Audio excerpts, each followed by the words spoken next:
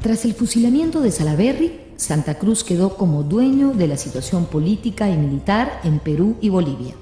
De esa forma, se dispuso a crear oficialmente la Confederación. Lo acompañaba en este propósito el dubitativo presidente peruano José de Orbegoso. Era hora de hacer realidad lo pactado. Convocaron a 3 asambleas que luego se convirtieron en 3 estados. La Asamblea de Huaura, o Estado norperuano, integrada por Lima, Amazonas, Junín y La Libertad; la Asamblea de Sicuani, más tarde Estado surperuano, integrada por los departamentos de Arequipa, Cusco y Puno; y la Asamblea de Tapacarí, o Estado de Bolivia, formado por los departamentos de La Paz y Chuquisaca. Las 3 asambleas aprobaron la Confederación. Luis José de Orbegoso, presidente del Estado norperuano. Pío Tristán fue elegido presidente del Estado surperuano y Andrés de Santa Cruz, presidente del Estado boliviano.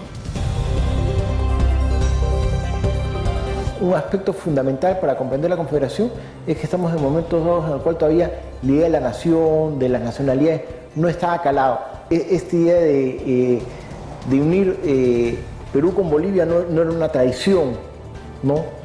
O cortar el país en 2 tampoco era percibido necesariamente como una traición, como hoy día sí lo sería, o como lo fue, por ejemplo, en la Guerra del Pacífico, digamos, donde ya había una idea bastante clara del mapa nacional.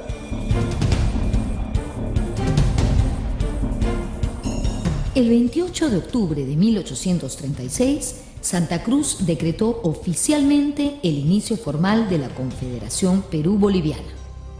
Se establecieron, asimismo, las banderas para cada estado y la bandera confederada. Esta última sería de color rojo, por ser color común a las banderas peruana y boliviana antes de la unión. Inmediatamente, Santa Cruz convocó un congreso en la ciudad de Tacna. La capital de la Confederación se definía en el sitio donde Santa Cruz estaba, digamos, era el cuerpo de Santa Cruz la capital. ¿Por qué? Porque era la forma de evitar que Arequipa se molestara, que Cusco se molestara, que Lima se molestara, que La Paz se molestara. El resultado del Congreso de Tacna dejó de manifiesto la acumulación de poderes en la persona de Santa Cruz, demostrando su tendencia autocrática. En el sistema político propuesto por Santa Cruz, se le restaba autoridad al sistema electoral para transferírsela al caudillo, en este caso, al protector.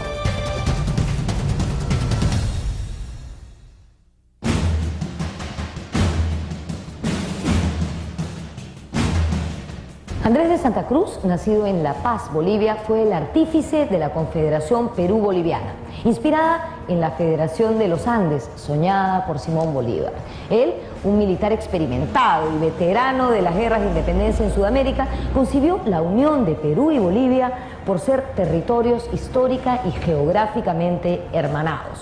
Santa Cruz, un administrador muy hábil, fue probablemente el estadista boliviano más importante de la historia. En 1835, cuando la Confederación Perú-Boliviana se establece, él asume el cargo de protector.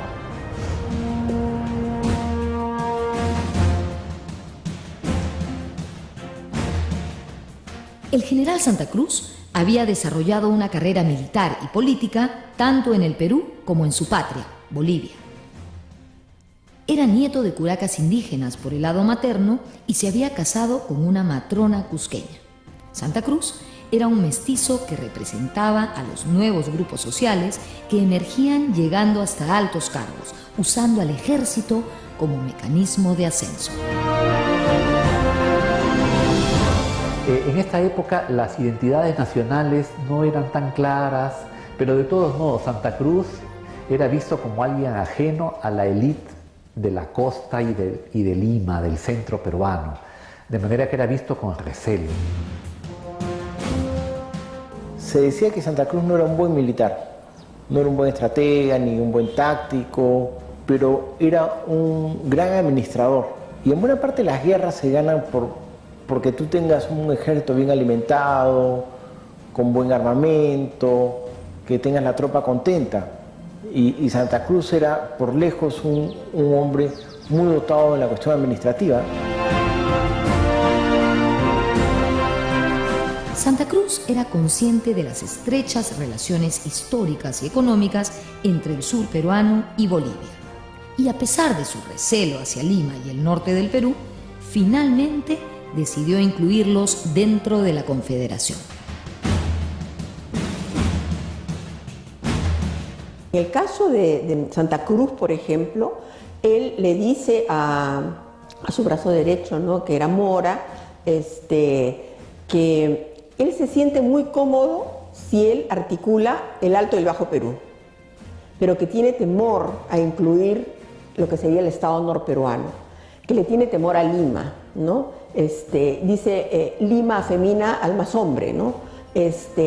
Porque claro, es el lugar donde ha estado la aristocracia, los titulados, los virreyes, todas estas reglas de protocolo, de refinamiento. Entonces eso le da un cierto temor. Entonces para él la unión, digamos, natural era entre el Bajo y el Alto Perú.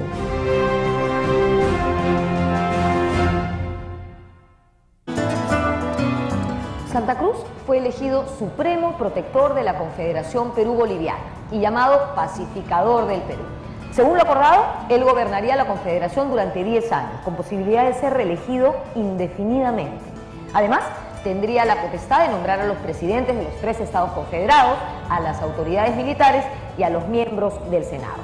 Se dio una nueva constitución de tendencia conservadora y autoritaria. El protector fue objeto de distintos homenajes. Se decretó el levantamiento de un arco triunfal de piedra coronado por una estatua suya. Se estableció el Día de Santa Cruz a celebrarse como fiesta cívica y con Te Deum. Y el Paseo de Aguas, donde me encuentro actualmente en el distrito del Rímac, pasaría a llamarse Paseo de Santa Cruz.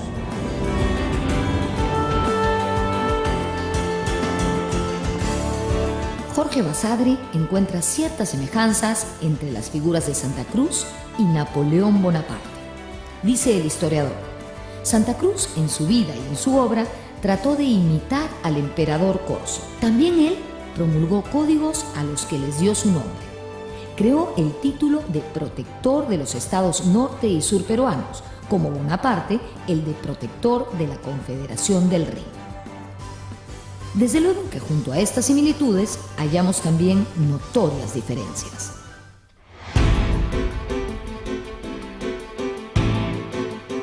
Santa Cruz y Napoleón son generales con una gran agenda administrativa, con una idea de sacar el Estado adelante, con una idea de escribir códigos, etc. Pero Napoleón primero era un gran general, algo que Santa Cruz lo dudo.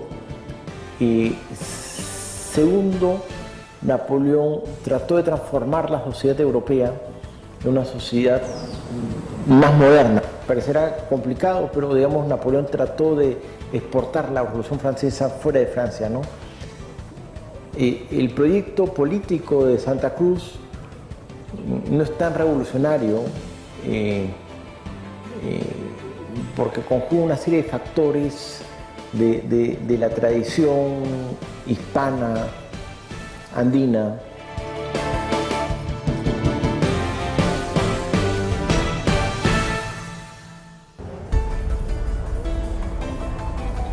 Una vez en el poder, Santa Cruz declaró a Paita, el Callao, Cobija y Arica puertos libres al comercio. Esto significaba una declaración de guerra comercial a Chile y su principal puerto, Valparaíso, que ya tenía supremacía en el Pacífico Sur.